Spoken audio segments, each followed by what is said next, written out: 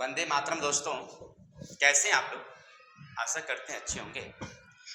तो आज हम लोग पढ़ेंगे क्लास 12 दिगंत भाग 2 काव्य खंड के चैप्टर नंबर 6 है तुमुल कोलाहल कलह में। इसके राइटर हैं जयशंकर प्रसाद जी। यही उनकी तस्वीर है, एकदम भोलानाथ, बिल्कुल भोले जैसे दिखते हैं। तो आज हम लोग पढ़ेंगे तुमुल कोलाहल कलह में उन्होंने क्या क्या लिखा है, इन सारी बातों का चर्चा करेंगे। लेकिन प्रत्येक अध्याय की भांति हम लोग पहले लेखक परिचय देखेंगे, फिर हम लोग देखेंगे क्या देखेंगे, पाठ को देखेंगे, पाठ क्या कहता है। चलते हैं लेखक परिचय पहले देख लेते हैं कि लेखक में उन्होंने क्या क्या लिखा है। सुनिएगा।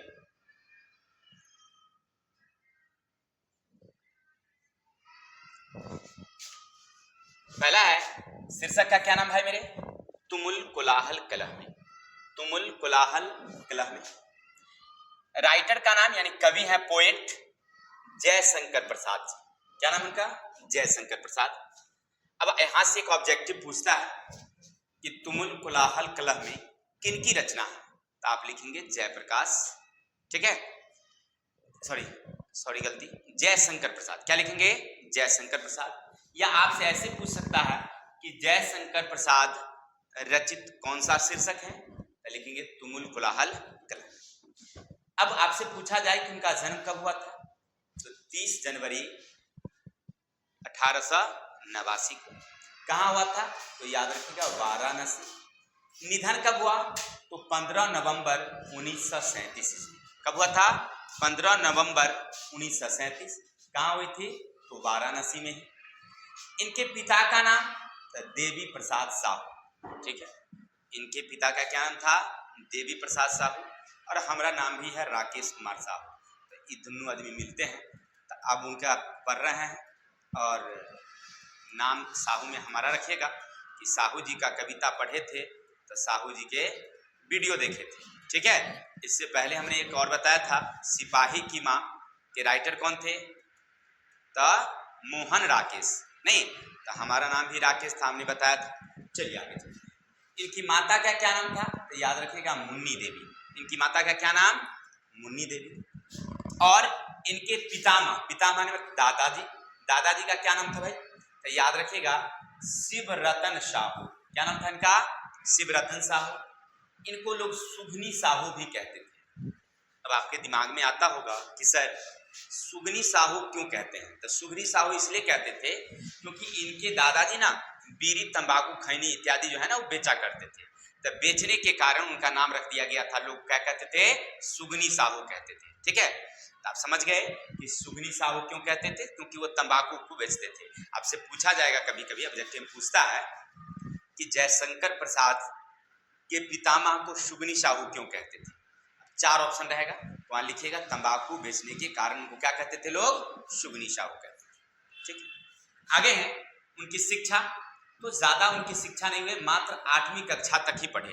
देखिए 8वीं कक्षा तक पढ़ करके उन्होंने इतना कुछ लिख डाला कि एक बड़े बड़े जो शिक्षित लोग हैं वो नहीं लिख पाते हैं। उतनी कम उम्र में ही, कम पढ़ने के बाद ही उन्होंने लिख दिया। इसके बाद भी ये संस्कृत, हिंदी, फारसी और उर्दू की शिक्षा घर पर नियुक्त शिक्षक द्वारा, मैंने घर पर ही एक शिक्षक नियुक्त थे, उन्हीं से इन्होंने संस्कृत, हिंदी, उर्दू और फारसी की शिक्षा ग्रहण की। इतना तक अगर समझ गए, आगे चलते हैं।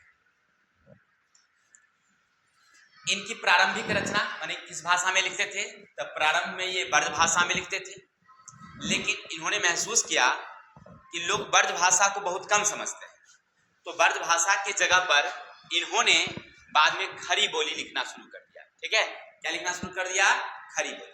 पहले ब्रज भाषा में लिखते थे, लेकिन इन्होंने क्या महसूस किया कि लोग बड़ी खड़ी बोली को ना, ब्रज भाषा को कम समझते हैं और खड़ी बोली को ज्यादा समझते हैं, इसीलिए खड़ी बोली में लिखना शुरू कर दिया। विशेष, अब इनके बारे में कुछ जानकारियां लेना है विशेष। तो कहते हैं कि ये 12 वर्ष के जब थे तभी इनके पिता का देहांत हो गया। अब समझ, बड़ी दुख की घड़ी आ गई इनके जीवन में। मात्र 12 वर्ष की अवस्था में इनके पिता का देहांत हो गया। आप जानते हैं कि पिता का देहांत होना घर के लिए बड़ी दुख, क्योंकि खाने पीने की चीजें कहाँ से आती है, पिता द्वारा दिया जाता है, नहीं दिया जाता है, और पिता नहीं रहे तो कठिनाइयां। लेकिन दुर्भाग्य इनको पीछा तब भी नहीं छोड़ा, मात्र 2 वर्ष बाद, यानी कि पिता के मरने के 2 वर्ष बाद, जब ये 14 साल के थे तो इनकी माँ का देहांत हो गया। ये तो और दुख भरी आ गई, इनका जीवन बहुत दुख से भर गया, घर में कलह होने लगा, और इन्हीं कलह के कारण आगे चल करके इनके पिता, बड़े भाई थे शंभुरत्न, पिता के मरने के बाद माँ के मरने के बाद उनके बड़े भाई शंभुरत्न, उनकी भी देहांत हो गया। अब समझिए, घर की सारी जिम्मेवारियां इनके कंधों आ गई। क्या समझे? देखिए, इनके जीवन का एक बहुत बड़ा दुख था। तो इन्हीं दुख में पहले पिता की मृत्यु, फिर 2 वर्ष बाद माँ की मृत्यु, फिर कुछ समय बाद उनके बड़े भाई शंभु रत्न की मृत्यु हो जाती है। अब देखिए, यहाँ से सारे घर की जिम्मेवारियां इनके जिम्मे आ जाती है। किनके जिम्मे? तो जयशंकर प्रसाद जी के। चलते हैं आगे। और इनकी पहली कृतियां प्रकाशित हुई थी, याद रखिएगा, इन्होंने अपनी पहली कृति लिखी थी कब? तो याद रखेंगे 1909 ईस्वी में। कब लिखे? 1909, जिनका नाम था इंदु। इंदु से इन्होंने अपनी पहली प्रकाशन शुरू किया। आपसे अगर पूछा जाए कि जयशंकर प्रसाद जी अपनी कृति कहां से शुरू किए थे, तो याद रखिएगा इंदु से। इसके बाद इनकी प्रसिद्धि हो गई और उन्होंने कई काव्य, कई उपन्यास, कई कविताएं इत्यादि लिखी हैं, जिनमें याद रखिएगा काव्य रचना है झरना, आंसू, लहर, ये इनकी काव्य है। प्रबंध काव्य में है कामायनी, 1936 में लिखे और 1937 में इनकी मृत्यु हो गई है। और आज जो आप कविता पढ़ेंगे तुमुल कोलाहल कलह में, इसी कामायनी से लिया गया है, याद रखिएगा। आपसे पूछा जाए तुमुल कोलाहल कलह में कहां से लिया गया है, तो बताएंगे कामायनी से। कब लिखा गया था? 1936 में। कौन लिखे हैं? जयशंकर प्रसाद जी, और उन्हीं से ये कविता लिया गया है तुमुल कोलाहल कलह। ये प्रबंध काव्य है। क्या है ये? प्रबंध काव्य। कथा संग्रह की है छाया, प्रतिध्वनि, इंद्रजाल। आपसे पूछता है कि इंद्रजाल किनकी रचना है, तो याद रखिएगा इंद्रजाल जयशंकर प्रसाद की है। इसके अलावा आपसे पूछा जाए कि ये क्या है, तो कथा संग्रह। इंद्रजाल क्या है? एक कथा संग्रह है। इसके अलावा उनका कुछ उपन्यास भी है, जिनमें कंकाल, तितली और इरावती इनके क्या है? क्या है? उपन्यास है। अब आपसे पूछता है कि इरावती किनकी रचना है, तो इरावती लिखेंगे जयशंकर प्रसाद। ठीक है, चलिए। तुमुल कोलाहल कलह कहां से लिया गया है? कामायनी से, जो अभी हमने बताया। और जयशंकर प्रसाद किस बात के कवि हैं, तो याद रखिएगा छायावाद के कवि। आपसे पूछा जाए कि जयशंकर प्रसाद किस बात के कवि हैं, तो छायावाद के कवि हैं। ठीक है, तो इतनी बातें अगर आप समझ गए हैं, तो हमको नहीं लगता है कि इससे ज्यादा कोई कभी भी आपको परीक्षा में लेखक परिचय से बाहर पूछेगा। क्या क्या? तो पहला तो तुमुल कोलाहल कलह के लेखक कौन है, कवि कौन है, तो जयशंकर प्रसाद। उनका जन्म कब हुआ, उनकी मृत्यु, उनके पिता का नाम, उनके दादा का नाम, उनकी शिक्षा और उनके जीवन के बारे में कुछ विशेष और उनकी रचनाएं। इससे ज्यादा कुछ नहीं पूछता है। ठीक है, चलते हैं अब आगे। हम लोग चलते हैं। आपने अभी तक पढ़ा, तो इससे कुछ एमसीक्यू क्वेश्चन हमने आपके लिए रखा। तो आपने क्या सीखा बताइए मुझे। तुमुल कोलाहल कलह में किसकी रचना है? हमने पूछा था, आप देखा था, पहले बताया था कि आपसे पूछता है कि तुमुल कोलाहल कलह में किनकी रचना है, तो क्या बताएंगे आप? जयशंकर प्रसाद, महादेवी जी, विष्णु भट्ट, जयप्रकाश नारायण। क्या बोलेंगे? तो जयशंकर प्रसाद। किनकी रचना है? बहुत अच्छा, वेरी गुड। अगला है, जयशंकर प्रसाद के पितामह का क्या नाम था? उनके दादाजी का क्या नाम था? ऑप्शन है शिव कुमार, शिवरत्न साहू, बेनी साहू, हरिशंकर साहू। क्या नाम था उनका? गलती हो गया, बेनी साहू नहीं था, उनके दादाजी का नाम था शिवरत्न साहू। बेनी साहू नहीं था उनका, उनके दादा का नाम था शिवरत्न साहू। अगर आपको डाउट है, थोड़ा सा पीछे चलते हैं। चलिए, पितामह शिवरत्न साहू। ठीक है, कोई दिक्कत? और भाई का नाम था शंभुरत्न, पिता का नाम था देवी प्रसाद साहू। ठीक है ना, बेनी तो था ही नहीं। चलते हैं, यहाँ आप लोग फ्लॉप कर गए, थोड़ा सा ध्यान रखिए। चलते हैं क्वेश्चन नंबर आगे। इंद्रजाल क्या है? अब बताइए इंद्रजाल क्या है उनकी? काव्य ग्रंथ, उपन्यास, कथा संग्रह, कविता संग्रह। हाँ तो याद रखिएगा उनकी कथा संग्रह है। इंद्रजाल उनकी क्या है? कथा संग्रह है। आगे, जयशंकर प्रसाद का जन्म कब हुआ था? जयशंकर प्रसाद जी का जन्म कब हुआ था बताएंगे फटाफट। ऑप्शन है 15 नवंबर 1937, 30 जनवरी 1889, 15 जनवरी 1929, 30 जनवरी 1999। बताइए कौन सा? हाँ 30 जनवरी 1889 को हुआ था, तो बिल्कुल सही आप लोग बोले। अब आगे चलते हैं। जयशंकर प्रसाद किस धारा के कवि हैं? प्रगतिवाद, छायावाद, भक्तिवाद और विज्ञान। अगर आप हमारी वीडियो देखे हैं, अगर हमारी वीडियो आपको अच्छी लगी है तो इसका आंसर आप हमें कमेंट बॉक्स में डालेंगे, ठीक है। चलते हैं, तो आज के लिए इतना लेखक परिचय से। अब पढ़ेंगे हम लोग पाठ का अर्थ। उन्होंने क्या लिखा है, चलिए चलते हैं आगे।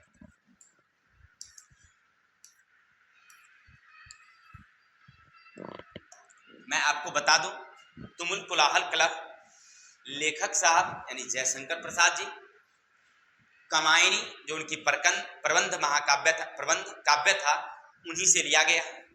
इस कहानी में सुनिएगा, कहानी कहाँ है कि एक लड़का है जिनका नाम है मनु और एक लड़की है जिनका नाम है श्रद्धा। एक मनु है और एक श्रद्धा है, और श्रद्धा दोनों का प्रेम विवाह होता है। प्रेम विवाह होने के बाद दोनों प्रारंभ में तो बहुत खुश हैं, लेकिन कुछ समय के बाद क्या होता है कि श्रद्धा को एक पुत्र जन्म लेता है, ठीक। अब जब पुत्र जन्म लेता है तो ज्यादा समय श्रद्धा अपने बच्चों के साथ समय देती है, तो मनु को ऐसा महसूस होने लगता है कि श्रद्धा न पहले जैसे मुझे प्यार नहीं कर रही है, क्योंकि वह अपने बच्चों के साथ ज्यादा प्यार करती है, पहले जैसे मुझे प्यार नहीं कर रही है। अब यहां से क्या होता है कि कलह शुरू हो जाता है, और इन कलह के बीच मनु जो है वो घर छोड़ देते हैं और चले जाते हैं किसी राज्य में, और वहां जाते हैं और रहने लगते हैं, नौकरी कर लेते हैं, जो भी होता है, कहानी की बात बता रहे हैं आपको। और जब वहां जाते हैं तो वहां फिर एक लड़की उनको मिल जाती है जिसका नाम है इरा। क्या नाम है उनका? इरा। और इरा के साथ उनका प्रेम प्रसंग हो जाता है और वहीं रहने लगते हैं। लेकिन इसी बीच क्या होता है, कहानी तो बहुत लंबी है, उसना कहना नहीं है, हमें तो पढ़ना है, वो बता रहे हैं आपको। इसी बीच क्या होता है कि श्रद्धा उसे ढूंढते ढूंढते, किसको? अपने पति मनु को ढूंढते ढूंढते वह पहुंच जाते हैं कहाँ? मनु के पास, जहां मनु था उस राज्य में, इरा के पास, वहां। और वहीं जो कहानी घटना घटती है, वो जो दिल में विक्षोभ उत्पन्न होता है, लड़की जब देखती है कि मेरा जो पति है वो दूसरे के साथ है, अब वहां पर वही गीत गाती है। कौन? श्रद्धा जो गीत गाती है, उसी को तुमुल कोलाहल कलह में लिखा गया है। क्लियर? और साथ ही साथ लेखक जयशंकर प्रसाद जी का जीवन भी खुद ब खुद इसी कष्ट में था, ऐसी ही जिंदगी कलह में भी बीती है, क्योंकि आपने पढ़ा कि घर की स्थिति उनकी अच्छी नहीं थी, अच्छी कोई कमाई धमाई नहीं थी, तो इसके कारण घर में स्थिति अच्छी नहीं होने के कारण कलह तो होता ही रहता था। और इन्हीं कलह में उनके पिता की मृत्यु, फिर माँ की मृत्यु, फिर भाई की मृत्यु, तो पूरा घर हमेशा उनका जिंदगी कलह में रहा है, और ये खुद कम समय तक जीवित हुए हैं। तो इन सारे बीचों कलह के बीच में कैसे लोगों को उभरना चाहिए, जब आपके जीवन में संकट आ जाए तो कैसे मन को समझाना है, इसी बात को तुमुल कोलाहल कलह में जयशंकर प्रसाद समझा रहे हैं, ठीक है। आशा करते हैं आपको समझ में आया होगा कि कविता का सारांश क्या है। क्या सारांश आपने समझा? अगर नहीं समझे तो हम चलेंगे कविता के बाद, भी अपने शब्दों में देखेंगे। फिलहाल कविता देखिए क्या अर्थ है, दो लाइन तीन लाइन का अर्थ देखेंगे। कहते हैं तुमुल कोलाहल कलह में, थोड़ा सा दिखाई नहीं पड़ रही साफ साफ वहां पर, तुमुल कोलाहल कलह में मैं हृदय की बात रे मन। क्या कहते हैं? तो हम अर्थ समझा दिए थे, अब इसका हम लोग लाइन बाय लाइन एक एक करके अर्थ समझेंगे। सुनिएगा क्या कहते हैं जयशंकर प्रसाद जी। तुमुल कोलाहल कलह में, तुमुल कोलाहल कलह में मैं हृदय की बात रे मन, यानी कहते हैं कि इस संसार में कोलाहल भरा हुआ है, कलह भरा हुआ है। कलह का मतलब समझ रहे ना, माने कोलाहल का मतलब शोरगुल और कलह का मतलब होता है दुश्मनी।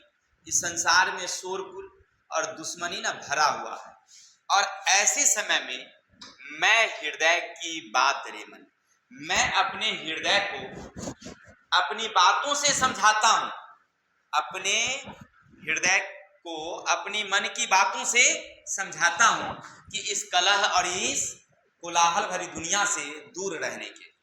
अब क्या कहते हैं सुनिएगा।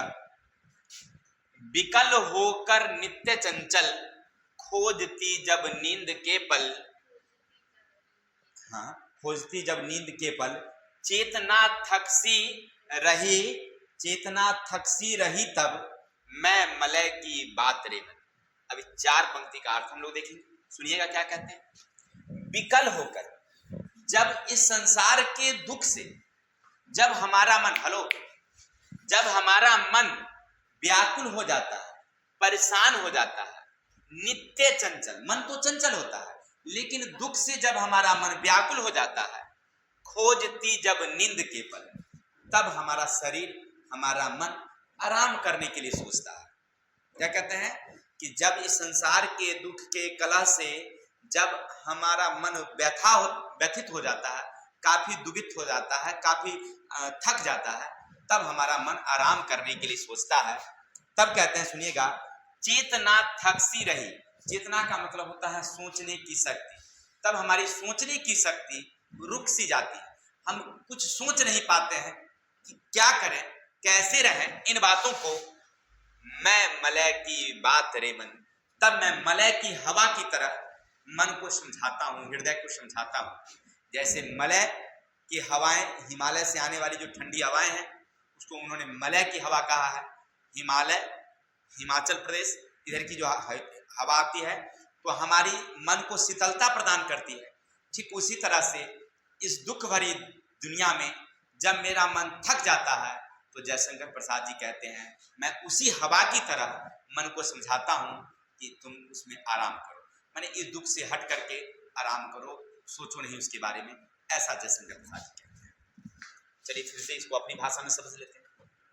लेखक यानी कवि जयशंकर प्रसाद जी कहते हैं कि जब हमारा मन इस दुनिया की कला से, इस व्याकुलता से एकदम थक सी जाती है, मन बिल्कुल व्याकुल हो जाता है, तब आराम का पल खोजने लगता है, समय खोजने लगता है आराम करने के। अब ऐसी स्थिति में हमारी सोचने की शक्ति भी खत्म हो जाती है, हम कुछ सोच नहीं पाते हैं कि मैं क्या करूं। तो ऐसी स्थिति में हम अपने हृदय को मन से समझाते हैं कि जैसे हिमालय से आने वाली ठंडी हवाएं हम लोगों को शीतलता प्रदान करती है, उसी तरह से मैं अपने हृदय को मन से समझा करके शीतलता प्रदान करता हूं। आशा करता हूं समझ गए होंगे अपनी भाषा में। अब चलते हैं आगे।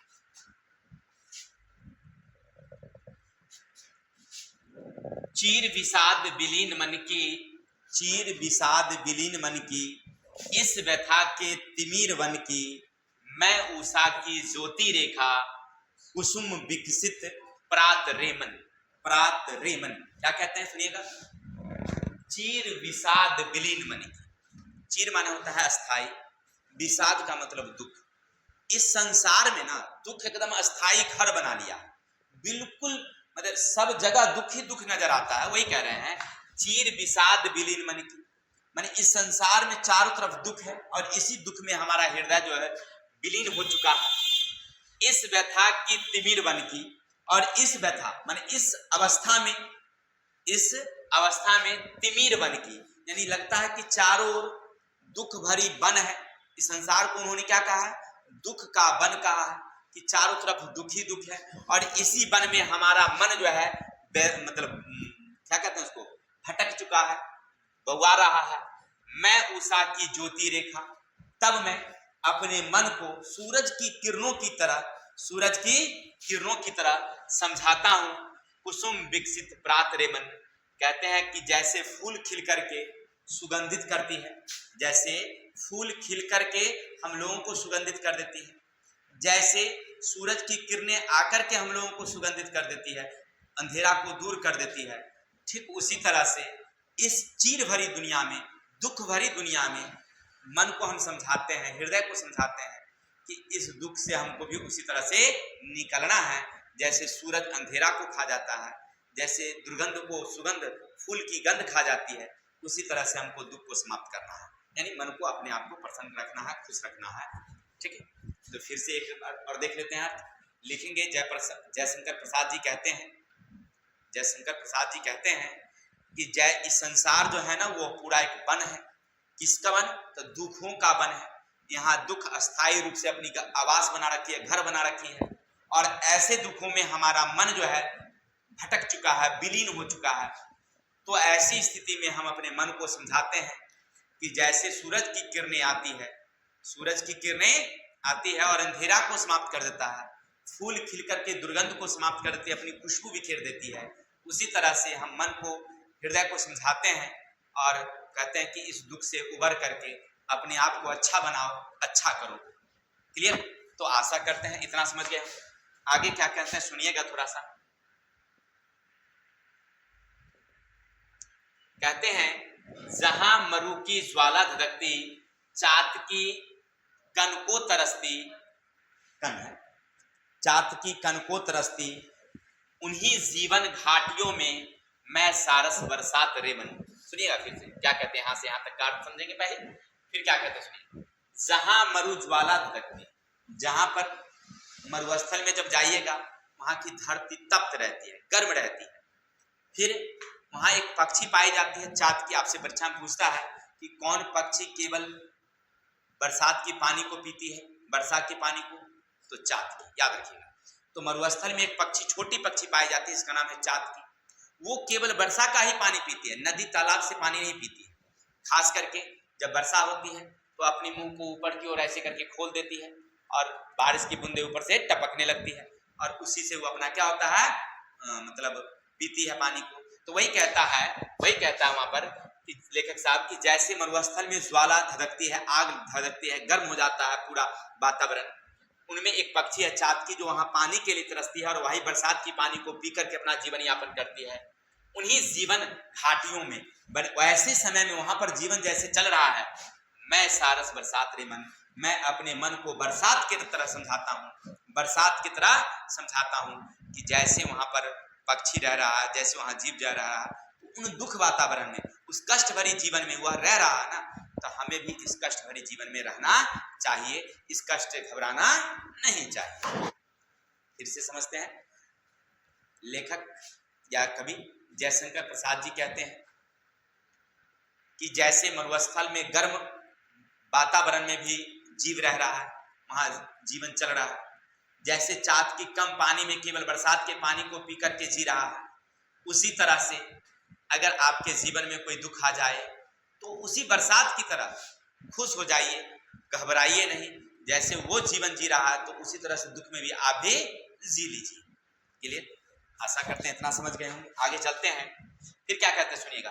पवन की प्राचीर में रुक, जला जीवन जा रहा झुक, इस झुलसती विश्व बन की मैं कुसुम ऋतु रात रेमन। फिर क्या कहते हैं सुनिएगा। पवन की प्राचीर रुक, जब हवाएं रुक सी जाती है, जब हवाएं रुक सी जाती है तो गर्मी बढ़ने लगती है, काफी तापमान गर्म हो जाता है। जला जीवन जा रहा झुक, और जीवन जो है ना काफी झुलसने लगती है, जीवन दुखमय होने लगती है। और क्या कहते हैं सुनिएगा। इस झुलसती विश्व बन की, और इस झुलसती विश्व में, इस तपती विश्व में मैं कुसुम ऋतुरात रेमन, मैं ऋतुरात की तरह, मैंने कहने का अर्थ है कि जैसे थोड़ी सी बारिश हो जाए तो लोग रात में आराम करते हैं, सुकून के पल जीते हैं, तो वैसा वो कहते हैं कि जैसे हवाएं चलती है और रुक जाती है तो गर्मी ज्यादा होने लगती है, और ऐसे में समय में हमारा जीवन जो है झुलसने लगता है। इस झुलसते हुए गर्मी भरी तापमान भरी जीवन में लोग व्याकुल जब हो जाता है, और रात में जब बारिश होती है तो लोग थोड़ा सा सुकून महसूस करता है और आराम से सोते हैं। जयशंकर प्रसाद जी क्या कहते हैं सुनिएगा। कहते हैं कि जैसे हवाएं चल रही है, बिल्कुल ठीक ठाक रहता है, लेकिन जैसे ही हवाएं रुकती है तापमान बहुत बढ़ जाता है, लोग व्याकुल हो जाते हैं, झुलसने लगते हैं। और ऐसे झुलसते झुलसते हुए वातावरण में, झुलसते हुए समय में लोग परेशान हो जाते हैं।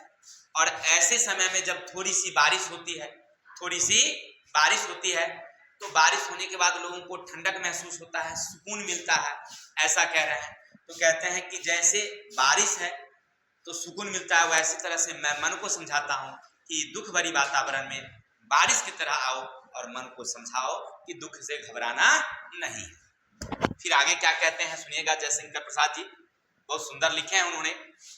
लास्ट हमारी कविता का लाइन है, चीर निराशा निर्धर से, प्रतिछायित अश्रु सर से, मधुप मुखर मरकंद मुकलित, मैं सजल जल जात रे मन। कहते हैं चीर निराशा, यानी ये दुख जो है ना बहुत लंबे समय तक बन चुकी है, ये दुख समाप्त होने वाला दिखाई नहीं पड़ रहा है। माने हमारे जीवन में दुख ऐसा छा जाता है कि वह समाप्त होने वाला दिखाई नहीं पड़ता। तो वैसे समय में प्रतिछायित अश्रु, यानी आंसू हमारे टपकने लगते हैं, दुख से मन व्यथित हो जाता है, आंसू छलकने लगती है। तो ऐसी स्थिति में मधुर मुखर मकरंद मुकलित, जैसे फूलों की सुगंध विकसित होती है, जैसे हवाएं ठंडी ठंडी आती है, जैसे सूरज की किरणें आती है, हमको प्रसन्न करते, उसी तरह से मैं सजल जलजात रे मन, मैं कहता हूं कि मैं मन को एक जलजात की तरह समझाता हूं। मैं उनको समझाता हूं कि जैसे हमारा जीवन पहले से दुख से है और उसमें हमको घबराना नहीं चाहिए, क्योंकि हर तरह जीवन है, दुख है और सब दुख में चल रहा है, तो हमको भी दुख में रहना चाहिए। तो इसको हम एक बार अपनी अर्थ में समझ लें। अगर आपको सारांश पूछे पूरी पाठ का तो लिखेंगे कि जयशंकर प्रसाद जी अपने जीवन में जो दुख है, इसी दुख पर कलह पर उन्होंने लिखा है कि हमारे चारों ओर दुख ही दुख है, और इस दुख भरी जिंदगी में मैं मन को समझाता हूं कि जब हमारा इस दुख से मन व्यथित हो जाता है, मन एकदम व्याकुल हो जाता है, तो हमारा मन जो है आराम का सोचने लगता है। और आराम भरी सोचने की बात अगर हम करते हैं तो ऐसे समय में हमारी चेतना जो है ना वह मन को समझाती है कि दुख में भी रह करके हमें खुश रहना चाहिए। फिर कहते हैं कि चारों तरफ पूरा संसार तो दुख का घर बन चुका है, अस्थायी रूप से घर बना लिया है, और सूरज की किरणें आकर के जैसे अंधेरा को समाप्त कर देती है, फूल खिल करके दुर्गंध को समाप्त कर देती है, ठीक उसी तरह से हमें दुख में अपने आप को ऐसा बनाना चाहिए कुसुम फूल की तरह कि दुख में भी हम क्या रहें, प्रसन्न रहें। फिर वो कहते हैं कि जहाँ मरुस्थल में जाइए वहां पर भी दुख आपको नजर आएगी, वहां गर्मी बहुत ज्यादा है फिर भी जीवन है, चातकी पक्षी कम पानी मिलता है फिर भी वहां पर रह रही है, अपनी जगह को नहीं छोड़ती है। तो फिर हम तो मनुष्य हैं, हम क्यों दुख से घबराएं? तो हमको भी दुख में भी एकदम सामान्य बन करके रहना चाहिए। कोई मनावे ना मनावे, कोई आए चाहे ना आए कहने, हमको अपने मन को समझाना, ऐसा कहते हैं। फिर कहते हैं कि जब हवाएं रुक जाती है तो गर्मियां बढ़ जाती है, हवाएं रुक जाती है तो गर्मी बढ़ जाती है, लोग परेशान हो जाते हैं। और बरसात की किरणें जब आती है तो बरसात जब होती है, बरसात जब बरसने लगती है तो उस गर्मी से हमें राहत मिलती है, लोग राहत भरी जिंदगी जीते हैं। उसी तरह से दुख में भी हमको अगर है तो थोड़ी सी भी अगर कभी सुख मिले तो उसी से हमको प्रसन्न हो जाना चाहिए, यानी दुख को भुला जाना चाहिए और खुशी जिंदगी जीनी चाहिए। तो हमें नहीं लगता है आपको इसमें कहीं छूट गया हो, सब कुछ आपको बारी बारी से समझ में आया हो। अगर आप हमारी वीडियो देखें तो उसके लिए thank you for watching video, thank you for watching video. हाँ, आपसे एक रिक्वेस्ट रहेगा कि आप अगर हमारी वीडियो आपको अच्छी लगती हो तो अपने इष्ट मित्रों को 5 को कम से कम शेयर करें, और साथ ही साथ लाइक, एक प्यारा सा कमेंट और सब्सक्राइब करें। फिर मिलते हैं नेक्स्ट वीडियो के साथ, तब तक के लिए जय हिंद, जय भारत। कुछ गलतियां हो गई हो उसके लिए सॉरी।